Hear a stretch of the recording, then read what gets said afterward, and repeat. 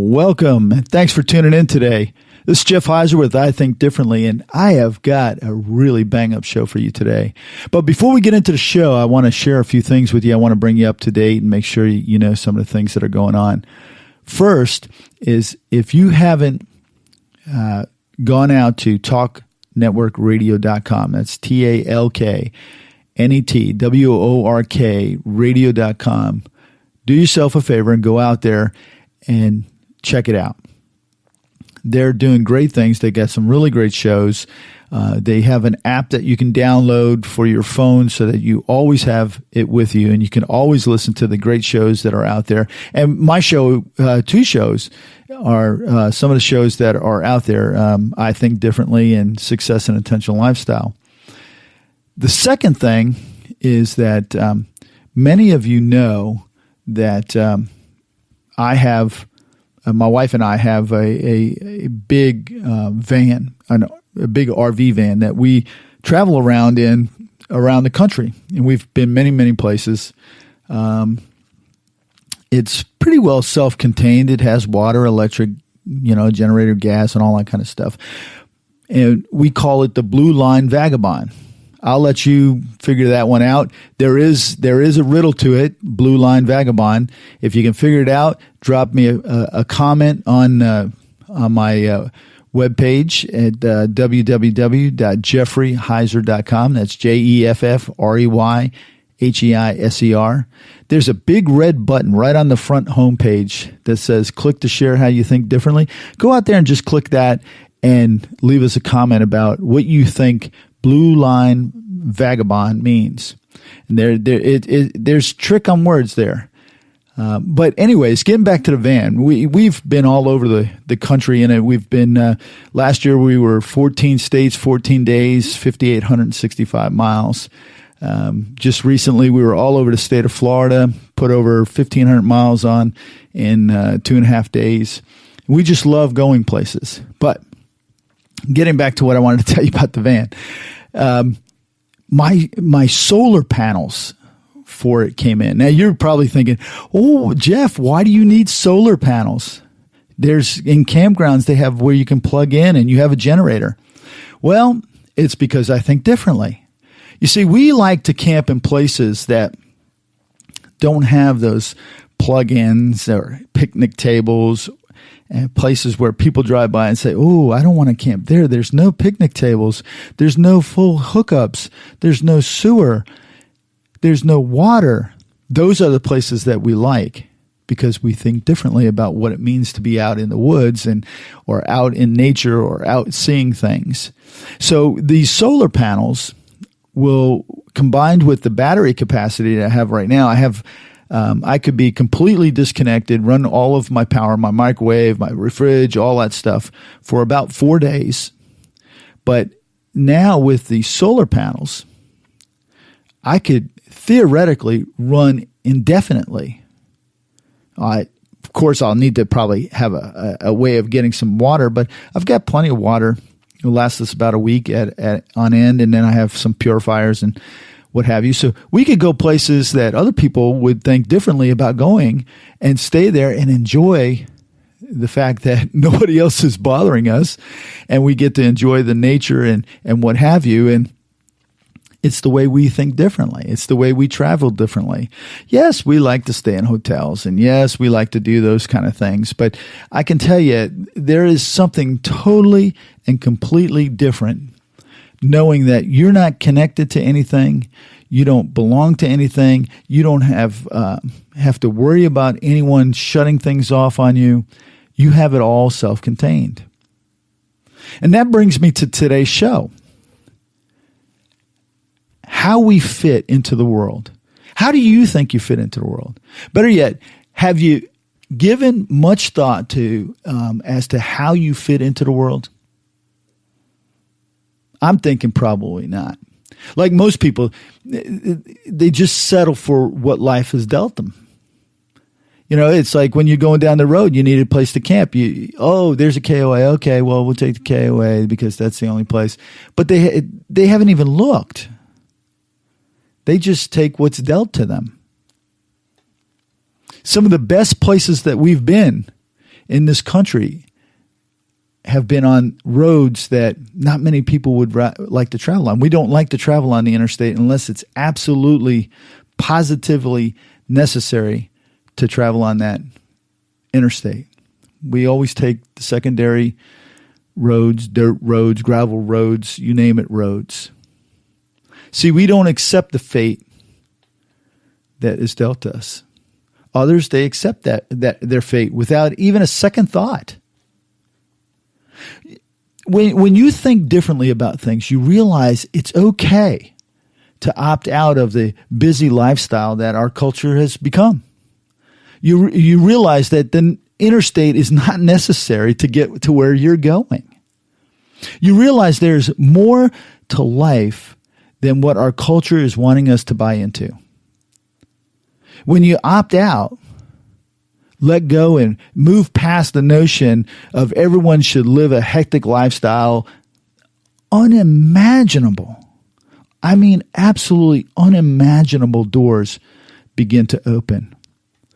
If you're traveling on secondary roads or dirt roads, you get to see things that other people just don't see on their travels. Those are those doors. They open up. Things are revealed and you become so much more enriched. See, I believe we humans need to feel the ground under our feet and relearn how we fit into the world. There's no need to accept the role of being a cog in someone's, employment matrix or living an unfulfilled life. There's no reason for that. We all have stories, ideas and thoughts and feelings and beliefs that help create the world that we live in. As James Allen, the author of As a Man Thinketh, states, as a man thinketh in his heart, so is he. Not only embraces the world of a man's being, but is so comprehensive as to reach out to every condition and circumstance of his life. A man is literally what he thinks, his character being the complete sum of all of his thoughts. To me, this means that all the stories, all the ideas, all the beliefs, all the thoughts, and all the feelings we have are fully capable of becoming our reality, our life, and even our legacy. We all create our own unique stories, but together we write the story of our world. If together we write the story of the world and a man becomes what he thinks, are our combined stories that bad? Or are we being fooled by false perceptions that others want us to believe? They say might makes right, which is true if you're referring to physical force. No one can control your mind, though. No one can control your mind but you. I know sometimes it seems like, oh, no, they can. And, I watched a show last night that the person's mind was being controlled by something that happened to them. I've been there. I've done that. They can't get past this thing because they still feel that whatever happened to them is controlling their mind. They're controlling their mind. No one else, nothing else. They're controlling their mind.